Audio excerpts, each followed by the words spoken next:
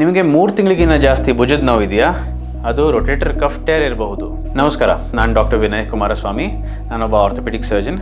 ನಾನು ಮಂಡಿ ಮತ್ತು ಭುಜದ ಸ್ಪೆಷಲಿಸ್ಟ್. ರೊಟೇಟರ್ ಕಫ್ ನಮ್ಮ ಭುಜದ ಸುತ್ತ ಇರೋ 4 ಮಾಂಸಖಂಡ. ಅದು ವಯಸ್ಸಾಗ್ತಾ ಆಗ್ತಾ ಹರಿದೋಗೋ ಚಾನ್ಸಸ್ ಇರುತ್ತೆ. ಅದಕ್ಕೆ ನಾವು ಎದ್ದು ಬಿದ್ದು ಮಾಡಬೇಕಾಗಿಲ್ಲ, ಅದು ಹಾಗೆ ಹರಿದೋಗ್ಬೋದು. ಈ ರೊಟೇಟರ್ ಕಫ್ ಹರಿದೋಗಿದ್ದಾಗ ನಮಗೆ ಭುಜದ ನೋವು ಆಗುತ್ತೆ. ಸ್ಪೆಷಲಿ 50 ವರ್ಷಕ್ಕಿಂತ ಮೇಲ್ಪಟ್ಟವ್ರಿಗೆ ಈ ರೊಟೇಟರ್ ಕಫ್ ಟೇರ್ ಸಾಮಾನ್ಯವಾಗಿ ಆಗಬಹುದು. ಏನು ಇಂಜುರಿ ಆಗಬೇಕಾಗಿಲ್ಲ. ಇದರಿಂದ ಏನಾಗುತ್ತೆ, ರಾತ್ರಿ ಮಲ್ಕೊಂಡಾಗ ತುಂಬ ನೋವಿರುತ್ತೆ, ಕೈ ಎತ್ತುವಾಗ ಆಡಿಸುವಾಗ ನೋವಿರುತ್ತೆ. ಸುಮಾರು ಮಾತ್ರೆಗಳು ತೊಗೊಂಡ್ರು ಕೂಡ ಕಡಿಮೆ ಆಗ್ತಿರಲ್ಲ. ಈ ಥರ ರೊಟೇಟರ್ ಕಫ್ ಟೇರ್ ಇದೆಯಾ ಇಲ್ವಾ ಅಂತ ನಿಮ್ಮ ಶೋಲ್ಡರ್ ಸ್ಪೆಷಲಿಸ್ಟ್ ನೋಡಿ ಒಂದು MRI ಮಾಡಿಸ್ತಾರೆ. ಅದರಲ್ಲಿ ಗೊತ್ತಾಗುತ್ತೆ.